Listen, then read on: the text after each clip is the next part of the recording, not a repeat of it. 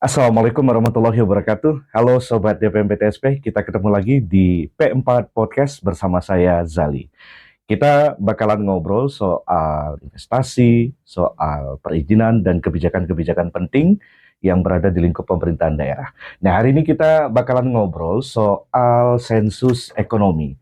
Nah, mungkin di benak publik, dalam persepsi publik, ini satu hal yang baru dan tentunya ini sangat penting untuk memotret aktivitas ekonomi yang dilakukan oleh para pelaku usaha di daerah. Nah, tema kita hari ini adalah mengapa sensus ekonomi 2026 itu penting bagi pembangunan dan investasi di Provinsi Riau.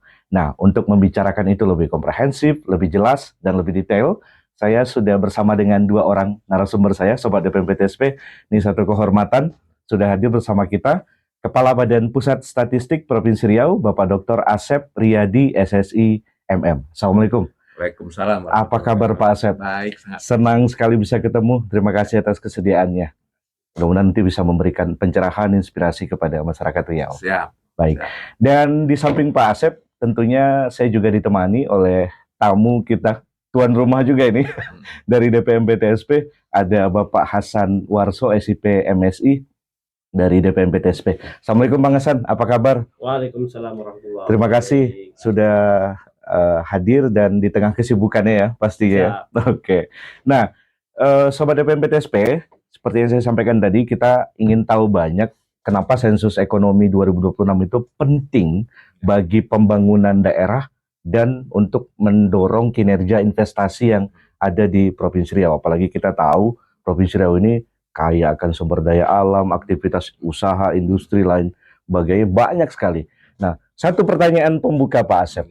Mengapa sensus ekonomi itu penting bagi daerah dan juga penting untuk mendorong kinerja investasi di Riau ini? Baik, terima kasih Bang Jali. Ya. Pak Hasan, terima kasih nih siap. kita bisa ngobrol bersama, kita bicarakan terkait sensus ekonomi. Yes. Nah, yang pertama tentu saya sampaikan istilahnya pemirsa DPM PTSP. Sobat DPM PTSP. Sobat DPM PTSP. Ya. Dalam kesempatan ini tentu saya berterima kasih sudah diundang untuk podcast ini. Saya sampaikan bahwa sensus ekonomi adalah mekanisme kami di BPS yang diberikan tugas oleh pemerintah untuk melaksanakan pendataan. Sensus ekonomi itu pendataan ke seluruh unit usaha yang ada secara nasional, termasuk kita di Riau tentu.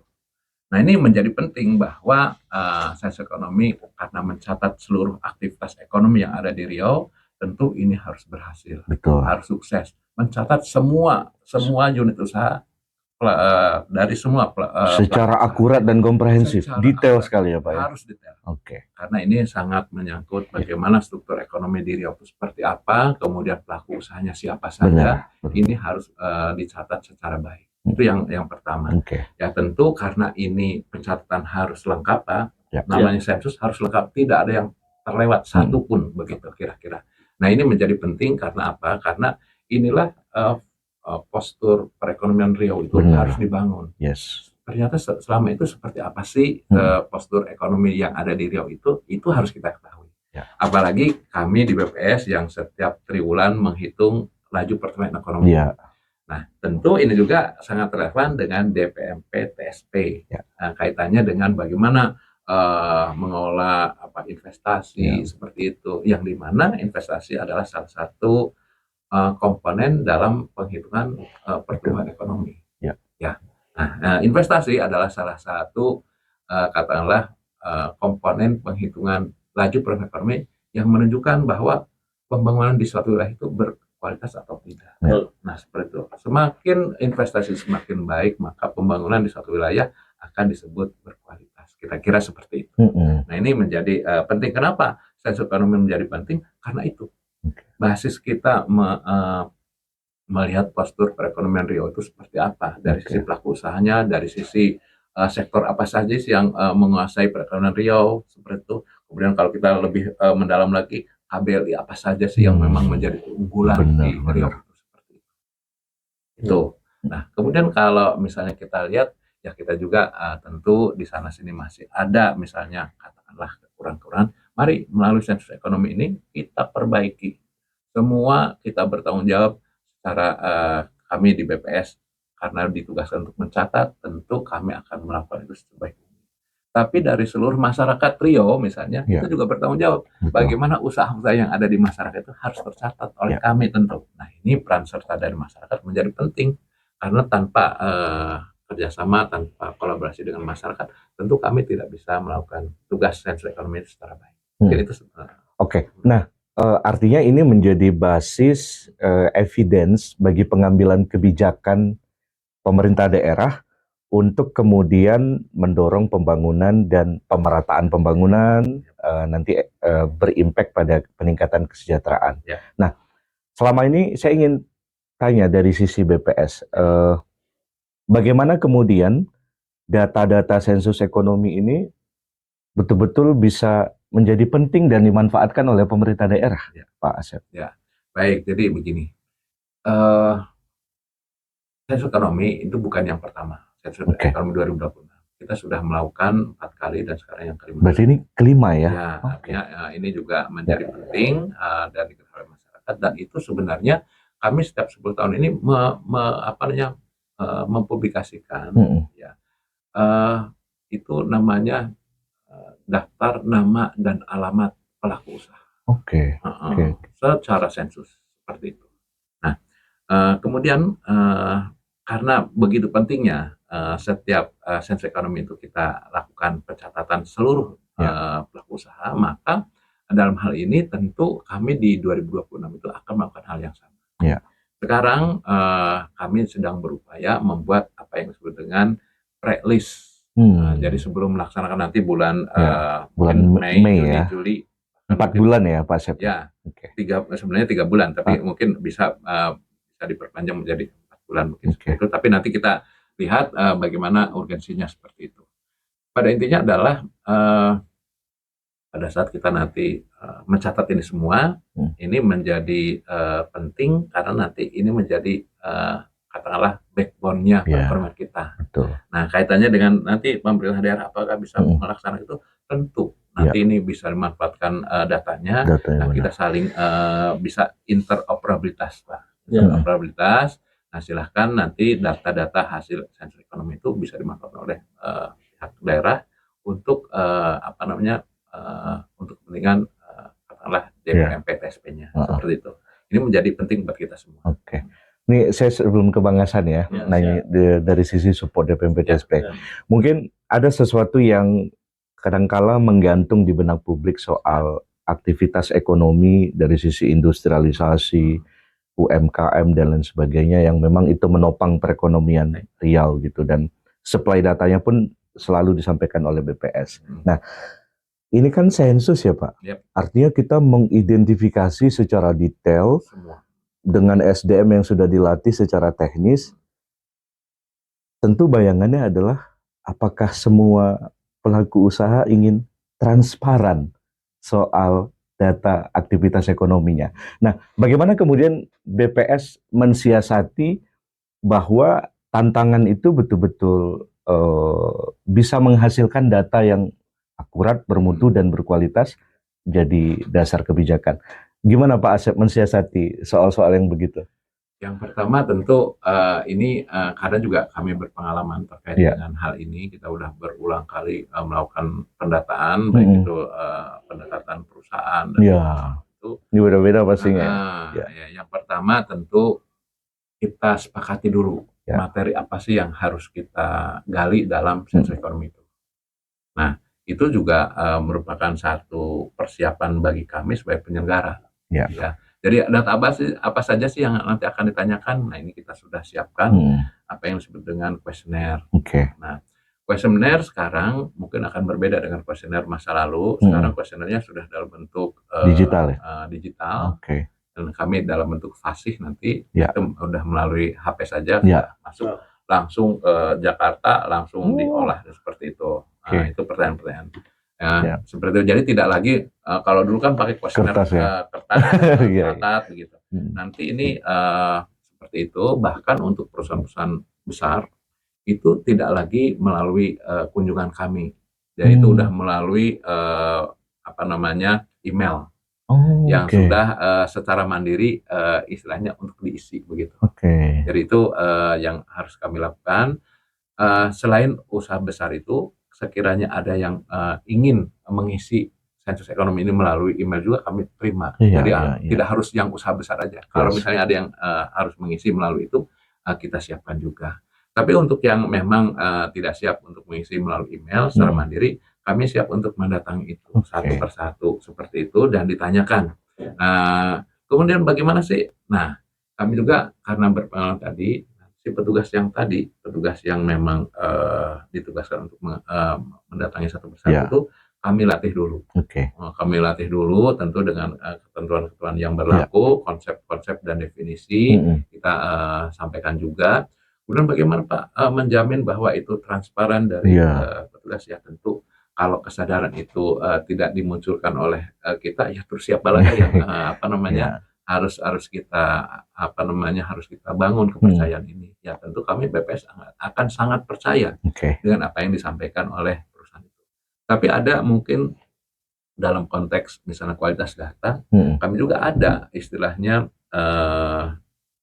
katakanlah rasio-rasio yang memang harus dipenuhi seperti itu. Nanti juga ini menjadi perhatian. Jadi tidak mungkin apapun yang disampaikan oleh pelaku usaha itu akan tapi kita juga ada mekanisme katakanlah validasinya dan seterusnya seperti itu. Nah ini juga menjadi penting karena walaupun bagaimana data itu harus kita cek kualitas datanya seperti itu. Dan itu ada ketentuan yang memang sudah disiapkan begitu.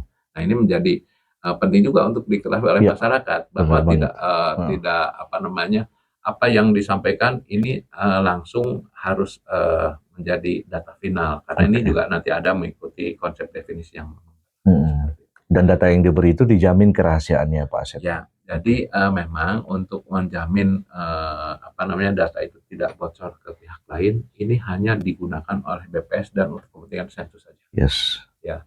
Jadi yang terkait isian data yang nanti kawan tanyakan itu menjadi hak istilahnya total ini milik BPS, tidak akan diserahkan ke pihak lain.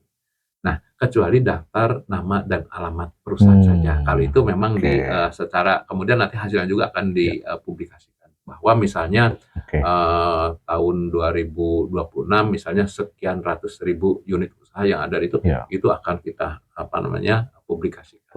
Itu mungkin yang semacam data-data agregasi.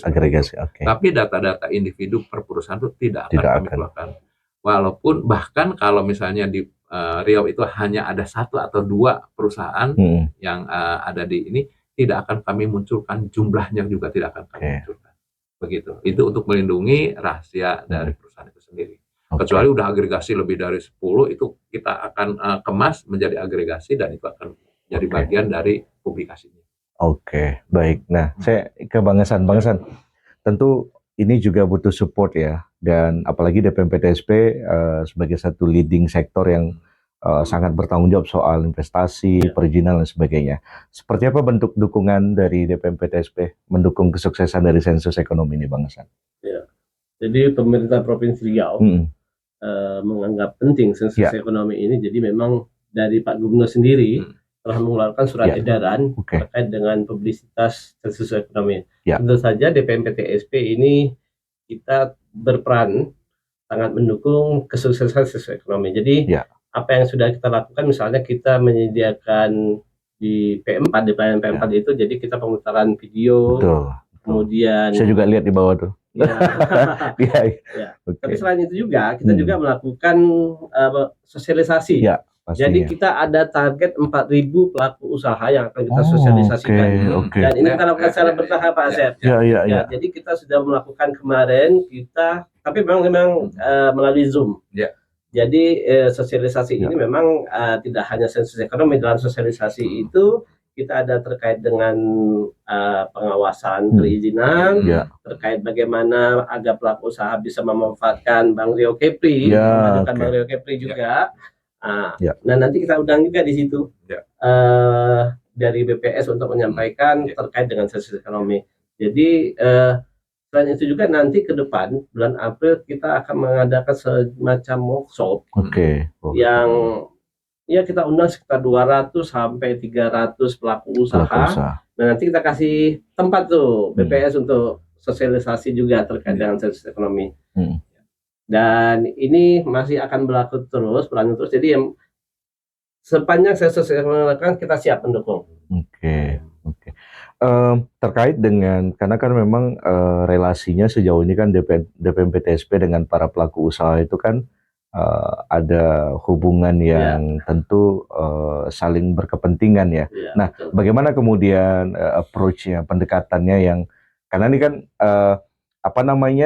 kooperatif, sikap kooperatif dari para pelaku usaha ini kan sangat membantu nantinya untuk menghasilkan data yang berkualitas. Nah, bagaimana DPMP-TSP mendorong para pelaku usaha itu untuk juga saling mendukung terkait sensus ekonomi ini, Bang San? Ya, jadi memang kita sampaikan kepada para pelaku usaha bahwa memang sensus ekonomi ini adalah untuk kepentingan kita bersama. Jadi apa-apa yang mau kita capai untuk kemajuan ekonomi, kemudian apa juga yang menjadi kepentingan perusahaan. Seperti tadi Pak Asep ada bilang terkait dengan KBLI, mungkin ada KBLI yang mereka mau melakukan bidang usaha tertentu yang belum tercatat. Nah, disitulah fungsinya. Nah, jadi itu nanti yang kita minta kepada mereka untuk tetap istilahnya transparan, terbuka, dan memang sensus ekonomi ini kepentingannya adalah untuk kepentingan pembangunan ekonomi Indonesia. Oke, khususnya Riau ya. Khususnya Riau. Apalagi sekarang ini di tengah defisit. Nanti kita bahas sendiri. Tetapi memang sensus ekonomi ini penting sama kami sendiri, Pak Asep. Ya, kenapa? Karena nanti kami bisa melihat perkembangan pelaku usaha, apakah investasinya berhasil atau tidak di Riau. Ya, tentunya nanti juga kami akan menjadi dasar kami buat kebijakan pembangunan di bidang investasi. Ya, jadi itu saya kira. Oke. Bang Hasan, soal inovasi yang coba diinisiasi oleh DPMP-TSP ya, untuk ini kan juga berjalin kelindan ya dengan peningkatan pendapatan daerah, dan juga dalam berbagai rapat penting yang dilakukan oleh PLT Gubernur juga mendengungkan soal bagaimana Riau ini bisa surplus ekonomi, peningkatan pendapatan gitu. Nah, kaitannya dengan sensus ekonomi ini, apa yang dilakukan DPMP-TSP kepada multi stakeholder lah untuk mendorong ke arah situ? Iya. Jadi memang kalau kita lihat memang tidak hanya Riau aja sebenarnya, banyak hampir daerah semua lain hampir semua, bahwa memang sekarang kita adanya efisiensi anggaran, kemudian memang istilahnya dari sisi anggaran kita agak kesulitan nih. Untuk itu kita perlu inisiatif inovasi-inovasi bagaimana pendapatan daerah itu bisa bertambah. Jadi pendapatan asli daerah. Nah, untuk itu DPMP-TSP berkolaborasi dengan dinas lain yang terkait. Jadi kami itu kan memang ada kewajiban untuk melakukan pengawasan perizinan, pengawasan pelaksanaan pasar modal. Nah, itu kalau dulu itu kita lakukan secara mandiri, nah ini kita akan integrasi dengan pihak-pihak lain. Jadi tidak hanya kami sebagai pengelola, tapi misalnya kami melibatkan juga dari Disperindaknya ya. Nah, kemudian juga dari Bapendanya gitu. Jadi misalnya agar pelaku usaha itu bisa secara terbuka, bisa secara menginformasikan juga kewajiban-kewajiban mereka yang telah mereka penuhi. Yaitu kemudian inovasi-inovasi yang lain yang kita lakukan, misalnya pada tahun 2025 kemarin untuk karena kita punya komoditas unggulannya. Betul. Nah, komoditas unggulan ini tapi seringkali di pelaku usaha di Riau itu mengolahnya itu sampai barang mentah atau barang setengah jadi kemudian diekspor. Nah, kita perlu mendukung hilirisasi untuk peningkatan nilai tambah daerah.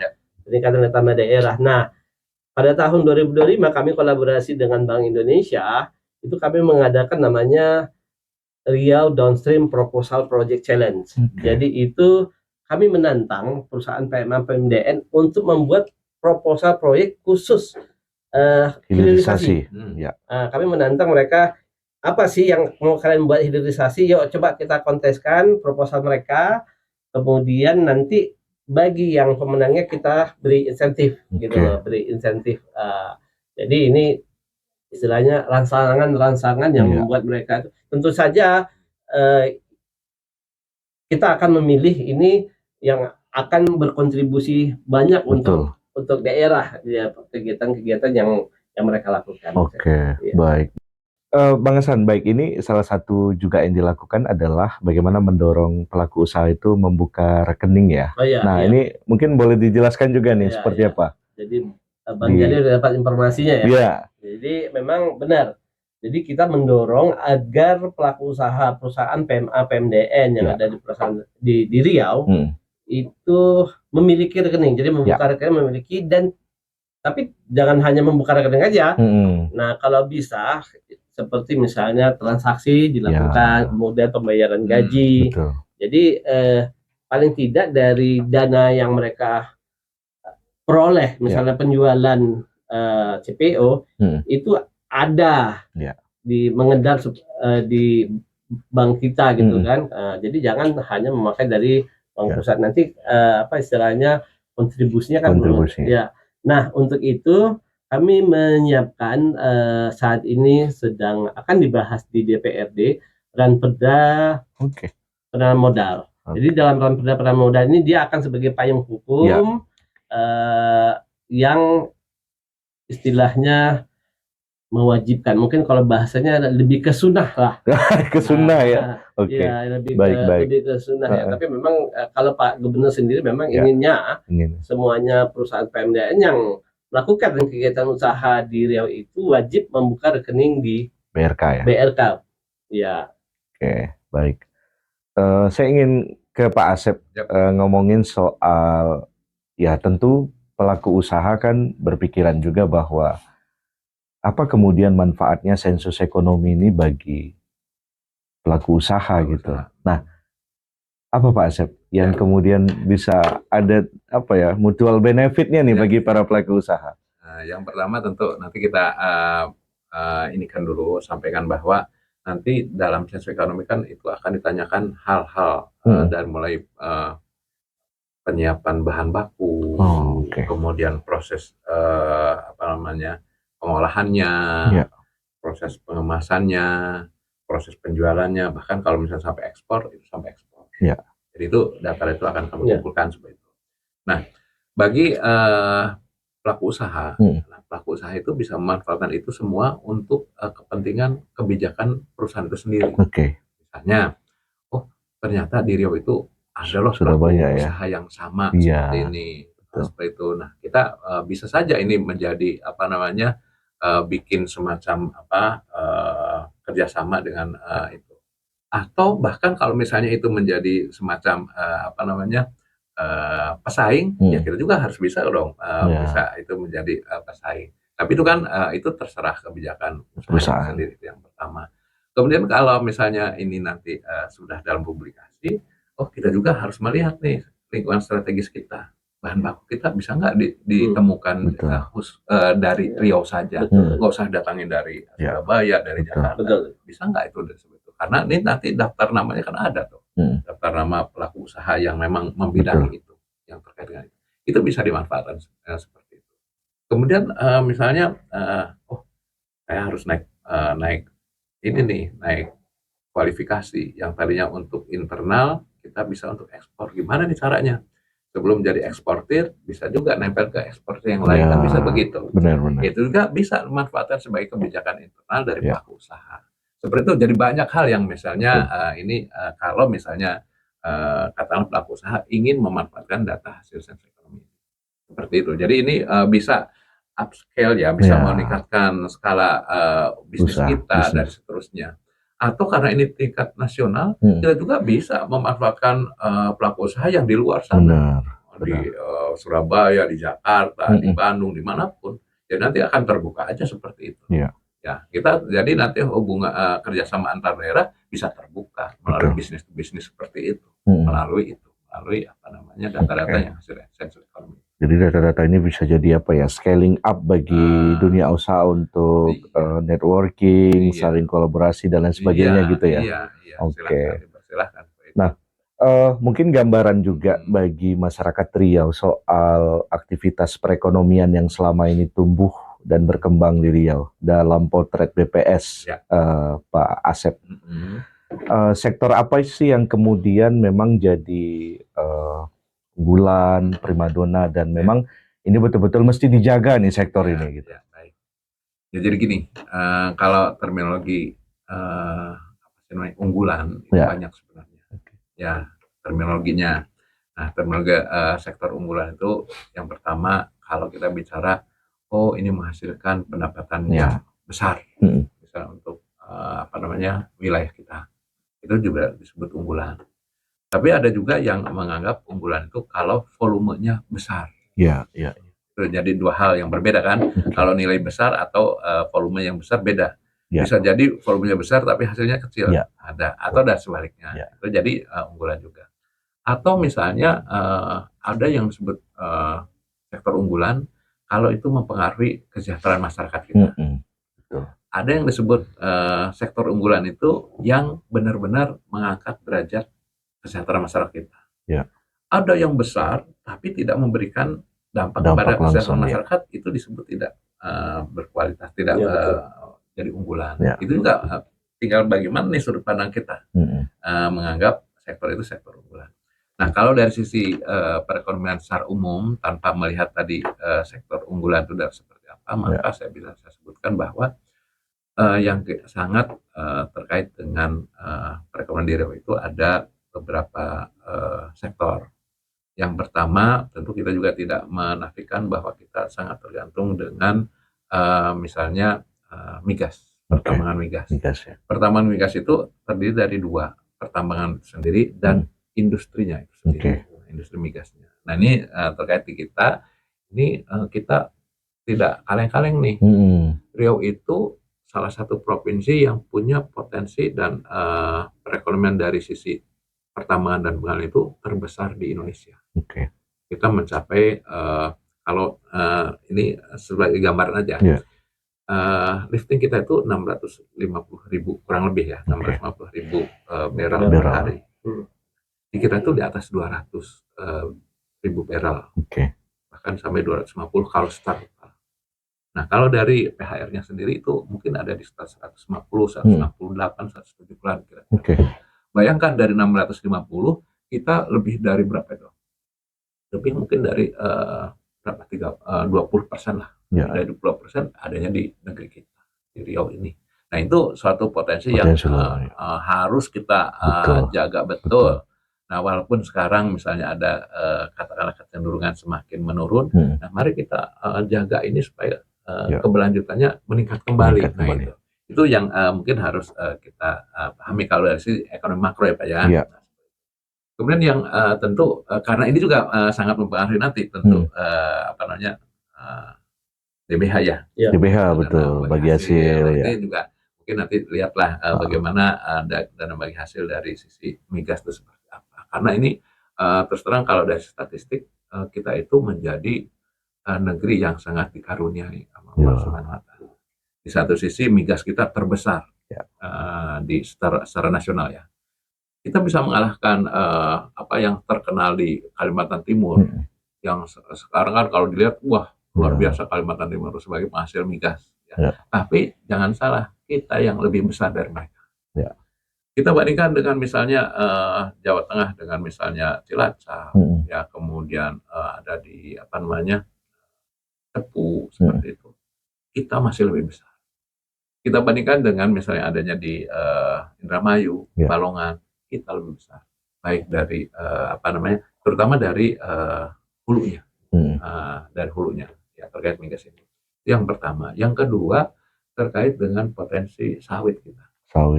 Potensi sawit kita itu sobat DPM PTSB ya, sobat DPM PTSB tentu saya sampaikan juga bahwa luasan sawit kita itu merupakan provinsi yang punya luasan terbesar, terbesar secara nasional. Sehingga kalau boleh saya sebutkan tadi, negeri kita itu, negeri Riau ini adalah negeri yang dikaruniai di bawah dan di atas dalam bentuk minyak. Di bawah di dalam perut buminya ada migas, di atas permukaannya ada minyak sawit. Nah, itu kurang bagaimana lagi? Apa namanya, nikmat mana lagi yang harus kita ini? Ya, itu yang menjadi penting Pak. Jadi itu yang harus kalau misalnya dijaga, itulah keberlanjutannya harus dijaga betul-betul. Ada permasalahan? Ada. Permasalahannya adalah tadi untuk migas sekarang ada kecenderungan semakin menurun ya. Ya seperti itu. Walaupun sekarang sedang berupaya nih pihak Pertamina sedang berupaya mencari sumber-sumber baru. Sumber-sumber baru saya mendengar ada di beberapa ini katanya ada temuan sumber baru atau memaksimalkan sumber-sumber yang lama dengan cara-cara tertentu untuk memaksimalkan produktivitas. Nah itu ikhtiar itu memang harus tentu pemerintah provinsi juga harus memaknai itu sebagai upaya kita bagaimana keberlanjutan itu harus dijaga. Betul. Nah itu yang pertama. Kemudian yang permasalahan yang untuk yang sawit, yang pertama tentu saya sampaikan dalam kesempatan ini, secara statistik kita catat bahwa dari keseluruhan lahan sawit di kita itu 61%-nya adalah sawit rakyat. Sawit rakyat, betul. Sawit rakyat. 61% ya? 61%. 39%-nya adalah sisanya adalah korporasi. Ya. Korporat. Nah ini menjadi apa ya namanya? Dua hal yang mungkin saling trade off lah seperti itu. Kita senang bahwa 61% itu milik rakyat. Dari satu sisi itu sangat mempengaruhi daya beli masyarakat. Kesejahteraan itu ada di sana. Kesejahteraan masyarakat Riau salah satunya ditopang oleh sawit. Itu kita bergembira. Tapi ada permasalahan yang tentu saya sampaikan juga dalam kesempatan ini, sobat DPMP TSP, bahwa besarnya porsi 61% sawit kita itu ada di rakyat, ini berpengaruh terhadap produktivitas kita. Walaupun kita punya luasan yang paling besar secara nasional, ternyata karena on farm-nya dikelola masyarakat, di mana produktivitas sawit dari masyarakat itu tidak terlalu besar. Bahkan setelah diakumulasikan, mungkin ini sobat DPMP TSP harus memahami, ternyata setelah diakumulasikan produktivitas kita itu nomor 12 internasional. Itu masalahnya. Jadi kalau misalnya menjadi kendala, tentu pemerintah daerah termasuk misalnya dinas teknis itu harus melihat ke sana. Mari kita tingkatkan produktivitas khususnya dari sawit yang dikelola masyarakat rakyat. Karena ini akan mempengaruhi tadi kalau DPMP TSP terkait dengan pendapatan asli daerah, yang di situ juga menjadi berperan. Nah, gimana caranya? Nah, seperti itu. Nah, jadi ini ada permasalahan. Memang kita itu produktivitas sawit kita itu kalah sama istilahnya provinsi-provinsi penghasil yang lain. Bahkan bagi kita kalah sama Kalimantan Tengah, Kalimantan Timur, Sulawesi yang sedang belajar menanam sawit, bahkan Papua yang sedang belajar menanam sawit, kita kalah ya. Iya, karena memang on farm kita. Ini mungkin harus diperhatikan. Nah, terkait juga mungkin karena usia sawit yang sudah mulai menua, ada 25-30 tahun. Ini juga menjadi permasalahan. Tapi jangan khawatir, saya melihat replanting sudah berjalan. Yang menurut para ahlinya katanya setelah 26 bulan itu bisa kembali berproduksi dan itu akan mungkin nanti akan punya prioritas yang lebih baik lagi. Mungkin. Baik. Bagaimana kalau Bang Hasan merespon soal ekonomi kita itu? Iya, jadi ini menarik kalau tadi kita bicara sektor ya. Jadi sensus ekonomi ini kan akan menghasilkan peta nih. Jadi kalau kita bicara sektor, jadi sektor mana yang paling produktif di Provinsi Riau, sektor mana yang investasinya berkembang. Tapi bukan itu saja, kita bisa melihat memang sektor ini berkembang, tapi apakah dia sudah jenuh atau tidak? Apakah sektor ini berkembang, tapi dia akan turun? Tapi juga kita bisa lihat sektor-sektor lain yang sebenarnya dia belum berkembang, tapi memiliki potensi untuk berkembang. Jadi kami sangat mengharapkan jawaban dari semua pelaku usaha ya. Jadi untuk menjawab secara jujur, transparan, biar nanti hasil yang dihasilkan itu baik gitu loh. Dan ini juga nanti akan memanfaatkan juga untuk pelaku usaha. Saya kira begitu. Betul sekali. Nah, mungkin terakhir sekali Pak Asep dan Bang Hasan soal harapan. Karena ini kan dukungan multi pihak juga penting, tidak hanya BPS sebagai aktor yang mengorkestrasi semua ini, tapi juga dukungan masyarakat luas, dan lain sebagainya. Nah, saya ingin dari Bang Hasan dulu. Apa harapannya Bang Hasan agar giat sensus ekonomi ini yang dilakukan 10 tahun sekali ini betul-betul sukses dan kata Bang Hasan tadi menghasilkan data yang berkualitas karena para pelaku usaha secara transparan dan jujur terbuka soal aktivitas usahanya selama ini. Mungkin saya akan singkat saja. Mari kita sama-sama. Mari kita sukseskan sensus ekonomi 2026 karena data ini begitu penting untuk kita bersama. Oke, data ini begitu penting bagi kita bersama. Oke, Pak Asep, apa harapannya bagi semua stakeholder? Yang pertama, segala macam upaya sudah kami lakukan.